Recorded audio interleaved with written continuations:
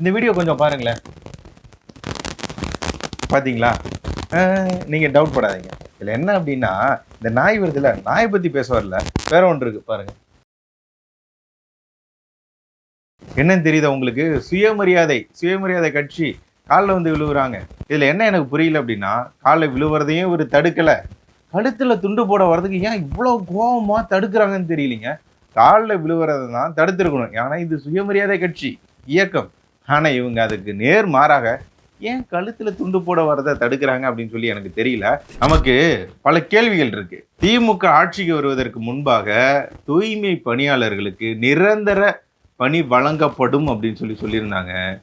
ஆனா அதற்கு நேர் எதிராக அவங்க நிரந்தர பணி கொடுக்கணும்னு இந்த ஆட்சிக்கு வந்து 4 வருஷம் ஆயுமே நிரந்தர பணி கொடுக்கல அப்படின்னு சொல்லி போராட்டம் நடத்தினா அவங்களையே கைது செய்யக்கூடிய அரசாங்கம் தான் இது. இதுல கூடுதலா என்ன அப்படின்னா, சென்னையை சேர்ந்த ரவிக்குமார் அப்படின்ற தூய்மை பணியாளரை 4 மாதங்களுக்கு முன்பாக பணியிலிருந்து நீக்கியிருக்காங்க.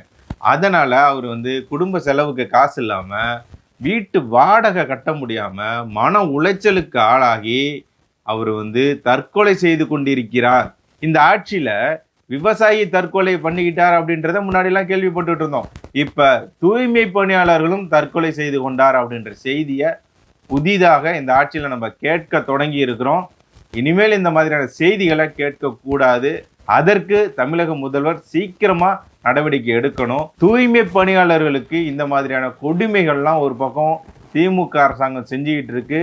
அவங்களுக்கு நிரந்தர பணியும் கொடுக்கல, போராடுறவங்கள நிம்மதியா போராட கூட விடல. தமிழகத்துல போராடுவதற்கு கூட தனக்கு கிடைக்க வேண்டிய உரிமைகளுக்கும் நியாயங்களுக்கும் கூட போராட முடியாத ஒரு சூழ்நிலை தமிழகத்தில் இருக்கு.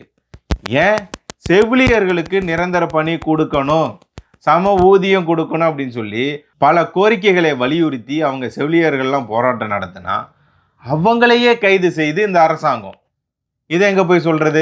தூய்மை பணியாளர்களுக்கும் நிரந்தர பணி கொடுக்கறது இல்ல, செவிலியர்களுக்கும் நிரந்தர பணி கொடுக்கறது இல்ல, அவங்கள நிம்மதியா போராட்ட விடுறது இல்ல, அனுமதிக்கிறது இல்ல, கைது நடவடிக்கை செய்யறது. கொடுமைகளை எங்க சொல்லி அழுவுறது?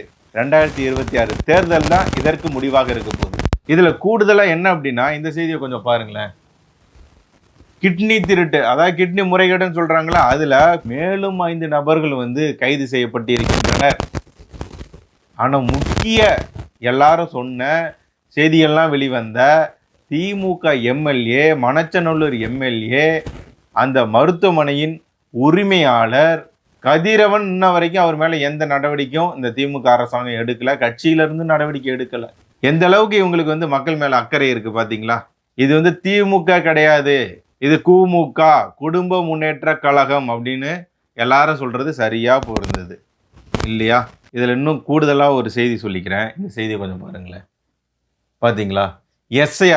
எஸ்ஐஆர் வந்ததுனால கிட்டத்தட்ட 90 லட்சத்திற்கும் மேலாக போலி வாக்குகள்லாம் வந்து நீக்கப்பட்டிருக்கிறது. இது குறித்து எடப்பாடி அவர்கள் சமூக வலைதளங்களில் இந்த தகவலை பகிர்ந்திருக்கிறார். இதுல யாருடைய பேராவது விட்டு போயிடுச்சு அப்படின்னா அதற்கு வந்து கட்சி நிர்வாகிகள், தொண்டர்கள் வந்து அதற்கான முன்னெடுப்பு செஞ்சு அவங்களோட பேரு திரும்ப சேர்க்கப்படும். ஆனா பாத்தீங்களா மக்களே, போலி வாக்கு காரணமாக திமுக அரசாங்கம் ஜெயிச்சிடலான்னு நினைச்ச கனவை வந்து தவிடுபொடி ஆக்கி இருக்கு இந்த எஸ்ஐஆர் அப்படின்னு சொல்லி அவர் குறிப்பிட்டு சொல்லியிருக்கிறார். என்ன நடக்க போகுது அப்படின்றது தெரியல. 2026 தேர்தல் திமுகவுக்கு மிகவும் சவாலாக அமைய போகிறது அப்படின்றது இந்த எஸ்ஐஆர் வந்து நமக்கெல்லாம் தெரிவிச்சிருக்குது. என்ன நடக்க போகுது அப்படின்றது தெரியல. 2026 தேர்தல் திமுகவுக்கு மிகவும் சவாலாக அமைய போகிறது. ஏன் அப்படின்னா எஸ்ஐஆர் மூலியமாக போலி வாக்குகள்லாம் நீக்கப்பட்டுள்ளது. கிட்னி திரட்டு, அதாவது கிட்னி முறைகேடு திமுகவுக்கு மிகப்பெரிய சவுக்கடியாக அமையும். திருப்பரங்குன்ற விவகாரமானது சவுக்கடியாக அமையும். செவிலியர்கள் போராட்டம், தூய்மை பணியாளர்கள் போராட்டம், கள்ளக்குறிச்சியில் கள்ளசாராய மரணம், 65 நபர்களுக்கு மேலான ஒரு மரணம், வேங்க வயல்ல குடிநீர்ல மலம் கலந்த அந்த சம்பவம், இது மாதிரி பல சம்பவங்களை வந்து நம்ம அடுக்கிக்கிட்டே போகலாம். அண்ணா யூனிவர்சிட்டியில் நடந்த மாணவிக்கு நடந்த பாலியல் வன்கொடுமை, இது போன்று பல சம்பவங்கள் தமிழகத்தில் திமுக அரசாங்கம் வந்த பிறகு நடந்துகிட்டு இருக்கு. இதற்கெல்லாம் முடிவுரையாக, முற்றுப்புள்ளியாக 2026 தேர்தல் அமைய போகிறது. பார்க்கலாம்.